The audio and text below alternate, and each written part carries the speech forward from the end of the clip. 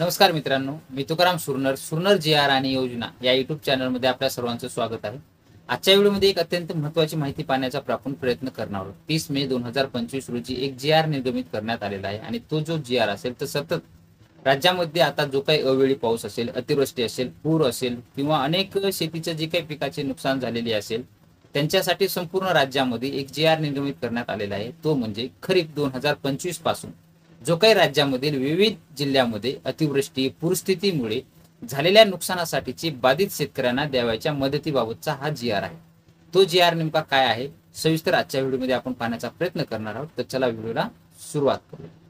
खरीप 2025 पासून राज्यातील विविध जिल्ह्यात अतिवृष्टी पूरस्थितीमुळे झालेल्या नुकसानीसाठी बाधित शेतकऱ्यांना द्यावयाच्या मदतीबाबतचा हा जी आर 30 मे 2025 रोजी निर्गमित करण्यात आलेला आहे.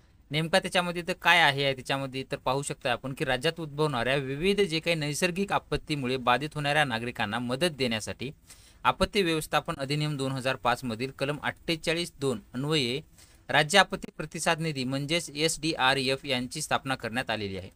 त्या निधीमध्ये जर पाहिलं तर केंद्र शासनाचा 75% व राज्य शासनाकडून 25% असा निधी प्रमाणे अंशदान त्यांना दिलं जातं.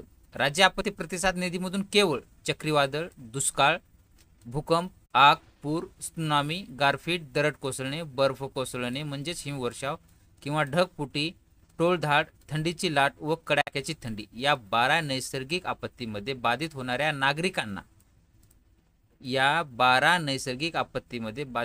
नागरिकांना मदत मिळाली जाते.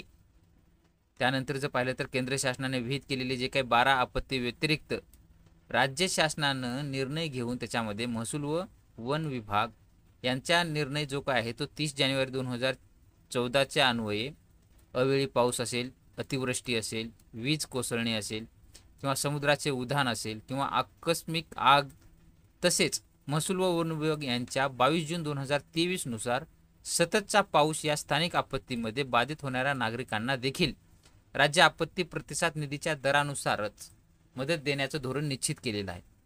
हे जे निर्णय आहे ती 27 मार्च 2023 अन्वये जो काही ही मदतीची सुधारित निकष व दर विहित करण्यात आलेली आहेत. जे काही संपूर्ण ह्यांच्यानुसार कुणाचं नुकसान काही झालेलं असेल या 12 नैसर्गिक आपत्ती व्यतिरिक्त जे काही इथले असतील राज्य शासनाने नमूद केलेले त्याच्या व्यतिरिक्त जर नुकसान झालं त्या ह्याच्यामध्ये कोणतं तर 27 मार्च 2023चा जो काही शासन निर्णय आहे त्याचे जे काही मदतीचे दर आहेत त्या मदतीचे दर सुधारित दर त्या निर्णयामध्ये निर्गत केलेले आहेत किंवा दिलेले आहेत तर त्या दरानुसारच ते लाभ त्यांना दिला जातो. तो आपण नेमका तो जी आर पण काय आहे ते पण आपण पाहणारच आहोत. सद्यस्थितीला जर पाहिलं तर राज्यामध्ये नुकत्याच अवेळी पावसामुळे कारण की हा मे महिना आहे आणि मे महिन्यामध्ये कडाक्याची ऊन असतं पण त्याच्यामध्ये ह्याच्यामध्ये आपल्याला सततधार पावसामुळे जे काही अतोनात राज्यामध्ये नुकसान ठिकठिकाणी झालेलं आहे त्याच ह्याच्यामध्ये अवेळी पाऊस झालेला आहे. हा अतिवृष्टी झालेली आहे. पुरामुळे जे काही शेतीचे पीक हानी संदर्भातील 27 मे 2025 रोजीची माननीय मंत्रिमंडळाच्या बैठकीमध्ये चर्चा झालेली होती आणि राष्ट्रीय आपत्ती व्यवस्थापन प्राधिकरण यांच्या निर्देशाप्रमाणे निविष्ट अनुदान देण्याचा निर्णय घेण्यात आलेला आहे. त्याच अनुषंगानं खरीप 2025 पासून विहित नैसर्गिक आपत्तीमुळे होणाऱ्या नुकसानीकरिता द्यावयाच्या ज्या काही निविष्ट अनुदान व तातडीने पंचनामे करण्याच्या सूचना निर्गमित करण्यात आलेल्या आहेत. त्याच्यामध्ये काय केलं जाणार आहे तर राज्यामध्ये जर पाहिलं तर ह्याच्यामध्ये पूर्ण पुढील निर्णय घेण्यात आलेले आहेत. त्यांच्या ह्याच्यावर तात्काळ लगेच पंचनामे करून घेण्यात यावे. त्यांचं जे काही नुकसान आहे झालेलं असेल तर त्यांच्या अनुदानाचे दर व निकष 27 मार्च 2023च्या प्रमाणे त्यांना द्यायचे आहेत आणि त्याच्यानुसार तात्काळ जे काही हे प्रस्तुत आदेशाची तात्काळ प्रभावीपणे अंमलबजावणी करायची आहे असं सुद्धा निर्देश त्याच्यामध्ये देण्यात आलेले आहेत. परंतु या आता ह्याच्यानुसार जर पाहिलं आपण तर आता नेमकं हे तर अनुदानचे ते जे काही दर असतील ते दर कसे आहेत तर आपण हा 27 मार्च 2023चा आता जी आर पाहणार आहोत. आपण पाहू शकता की केंद्र शासनाच्या नैसर्गिक आपत्ती म्हणजेच SDRF NDRF निकषानुसार धर्तीवर नैसर्गिक आपत्तीमुळे बाधित होणाऱ्या आपदग्रस्त व्यक्तींना सन 2022-23 ते 2025-26 म्हणजे 2025-26 सध्याचं या कालावधीमध्ये द्यावयाच्या मदतीचे दर व निकष हा जी आर आहे 27 मार्च 2023 रोजीचा. ह्याच्यामध्ये जे काही दर दिलेले आहेत ते आपण आता पाहण्याचा प्रयत्न करणार आहोत. कोणत्या ह्याच्यामध्ये जर गटामध्ये किंवा कोणत्या ह्याच्यामध्ये बसत असेल त्या पद्धतीने ह्याच्यामध्ये परिशिष्ट ॲड केलेलं आहे आणि परिशिष्ट ॲड करून त्याच्यामध्ये दिलेलं आहे. पाहू शकताय की आपदग्रस्त व्यक्ती मृत जी काही पावली तर त्यांच्या कुटुंबियाला ही मदत मिळणार आहे आणि ही जी मदत आहे ती 4 लाख इतकी मदत त्यांना मिळणार आहे.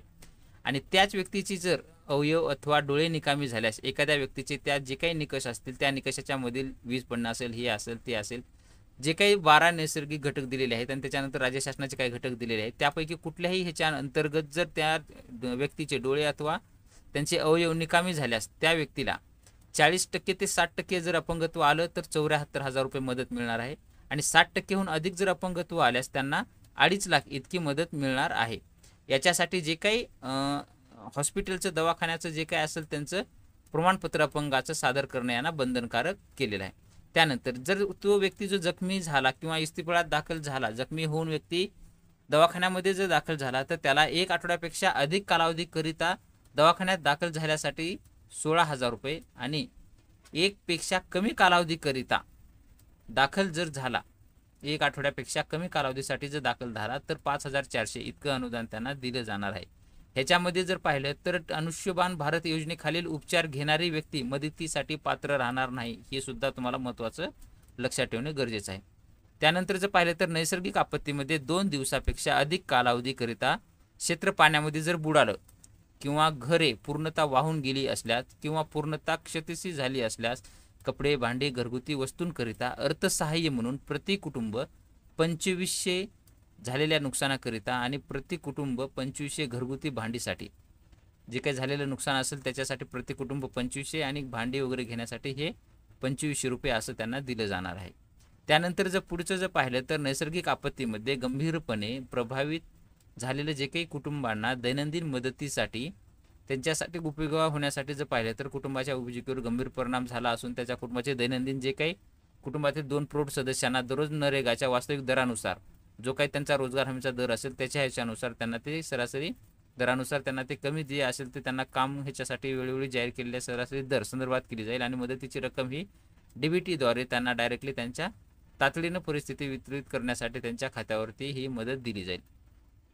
त्यानंतर सानुग्रह अनुदान देण्याच्या कालावधीत राज्य शासनाचा इथं दिलेला आहे त्याच्यामध्ये संपूर्ण 60 दिवस वाढवण्यात येणार आहे. त्यांचा जो काही कालावधी असेल तर तो अशा पद्धतीने हे देण्यात आलेलं आहे. तुम्ही ते पूर्ण GR जो असेल तर तो GR सुद्धा पाहू शकता. त्यानंतर शोध व बचाव उपाययोजना किंवा बाधित व्यक्ती किंवा बाधित होणाऱ्या व्यक्तींना सुरक्षितस्थळी हलवण्यासाठीचा खर्च जे असेल तर हे सुद्धा याच्यासाठी त्यांना मदत इथं त्यांना आपत्ती व आपत्ती प्रतिसाद निधी अंतर्गत दिली जाणार आहे. त्यानंतर प्राण वाचवण्याकरिता तातडीचे मदत कार्य करण्याकरिता बोटी भाड्याने घेतल्या असल्यास त्यांना सुद्धा त्याचा जो काही दर असेल तो दिला जाणार आहे, प्रत्यक्ष खर्च वगैरे. आपत्तीमध्ये मदत छावणीमध्ये आश्रय घेतलेल्या व्यक्तींकरिता तात्पुरती राहण्याची व्यवस्था, अन्नधान, कपडे, औषधोपचार इत्यादीसाठी सुद्धा त्यांना ते दिलं जाणार आहे. ते दिवसाच्या ह्याच्यानुसार किती दिवसाचं आहे त्याच्यानुसार आहे ते संपूर्ण इथं 25% ह्याच्यामध्ये पाहू शकता. आपण जे काही महत्त्वाचं होतं तर व्यक्ती मृत पावली असेल किंवा त्यांचं नुकसान झालेलं असेल किंवा त्यांचे जे काही अवयव निकामी झाले असतील त्या संदर्भातील जे काही महत्त्वाची माहिती होती ते आपण वरी पाहिलेली आहे. आता ह्याच्यामध्ये जे काही बचाव कार्य वगैरे पूर्ण केलेले असतील त्या संदर्भातील संपूर्ण ही खाली माहिती आहे. तुम्ही तो GR जो असेल तो सविस्तरपणे तुम्ही www.maharashtra.gov.in या संकेतस्थळावर जाऊन सुद्धा तो GR संपूर्ण पाहू शकता. GR आहे 27 मार्च 2023चा. तो GR तुम्ही सविस्तरपणे पाहू शकता.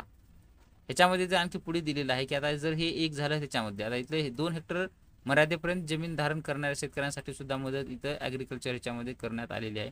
शेत जमिनीवरील जे काही गाळ वाळूचा मातीचा थर 3 इंचापेक्षा अधिक जमा झाल्याचे राज्य शासनाच्या प्राधिक अधिकाऱ्यांना प्रमाणित करलं असेल तर त्यांना प्रत्येक बाबीकरता हे 18,000 प्रति हेक्टर प्रति शेतकरी कमीत कमी अनुदान हे 2200 रुपये असं पेक्षा कमी नसणार आहे. म्हणजे लाभार्थ्याला त्याच्यापेक्षा जास्तच अनुदान ते मिळणार आहे. त्यानंतर जर पाहिलं तर दरड कोसळणे, जमीन खरडणे, खचणे, नदी पात्र प्रवाह बदलण्यावर शेत जमिनीचा वाहून जाणे त्याच्यासाठी 47,000 प्रति हेक्टरी त्यांना दिलेला आहे, देण्यात येणार आहे. त्यानंतर मग शेती पिके, फळपिके, वार्षिक लागवडीची पिके ह्याचं जर काही नुकसान झालं तर ह्याचं 8,500 प्रति हेक्टरी कोरडवाहूसाठी आणि जलसिंचनसाठी 17,000 प्रति हेक्टरी असं देण्यात येणार आहे. बहुवार्षिक पिके जर असतील तर 22,500 आहे. नंतर रेशीम उत्पादन वगैरे काही असेल तर त्याच्यासाठी सुद्धा वेगवेगळे दर आहेत त्यांच्या ह्याच्या जातीनुसार. त्यांच्या 2 हेक्टर क्षेत्रापेक्षा जास्त भूधारण करणाऱ्या शेतकऱ्यांसाठी सुद्धा निवेदन देण्यात आलेलं आहे. हा सविस्तर GR तुम्ही संकेतस्थळ जे सांगितलं आहे जर तुम्हाला पाहायचं असेल तर तुम्ही पाहू शकता किंवा मला व्हॉट्सअप जरी केलात तरी आपलं जे काही चॅनल असेल, चॅनलच्या ग्रुप डिस्क्रिप्शन बॉक्समध्ये आपला व्हॉट्सअपचा ग्रुप आहे, त्याच्यामध्ये जाऊन तुम्हाला जर हा जी आर पाहिजे असेल तर तुम्ही मला व्हॉट्सअपला मेसेजसुद्धा करू शकता, हा जी आर तुम्हाला पाठवण्यात येईल. तर अशा पद्धतीने आपण हा संपूर्ण जी आर पाहिलेला आहे. या जी आर मध्ये तुमच्या भागातलं जे काही नुकसान वगैरे झालेलं असेल, तर अशा पद्धतीचे ज्या काही सूचना वगैरे दिलेल्या असतील तुम्हाला त्याच्या ह्याच्यानुसार जे काही अनुदान असेल ते तुम्हाला तुमच्या ह्याच्यावरती मिळलं जाईल. पण त्यासाठी तुम्हाला जे काही असेल तर हा जी आर जो आहे तो संपूर्णपणे तुम्ही व्यवस्थितही करून घ्या आणि तुमच्या जवळचे जे काही तलाठी असतील किंवा कुणी असतील तुमच्या या संदर्भातील त्यांच्याशी संपर्क साधून तुमचं या जे काही नुकसान वगैरे झाले असतील याचे पंचनामे वगैरे होतील आणि त्या ठिकाणी तुम्हाला त्याच्या पात्रतेनुसार तुमचं काय नुकसान झालेलं आहे त्या पद्धतीने तुमचं जर मनुष्यहानी झालेली असेल, कुणाची तुमच्या वारसा कुटुंबाची किंवा शेतीचं नुकसान झालेलं असेल, त्याच्या पद्धतीने कोणते दर जे आहेत ते आपण संपूर्ण पाहिलेला आहे. तो जी आर सुद्धा आपण व्यवस्थितपणे पाहिलेला आहे. अशा पद्धतीची एक छोटीशी माहिती आपण देण्याचा प्रयत्न केलेला आहे. अशीच नवीन माहिती आपल्या चॅनलवरती येत असते. तुम्ही जे या चॅनलवरती नवीन असाल तर आपल्या चॅनलला नक्की सबस्क्राईब करून बाजूचे बेल आयकॉन दाबून लाईक करून ठेवा, कारण की आपण व्हिडिओ अपलोड करताच माहिती ही तुमच्यापर्यंत पोहोचवली जाईल.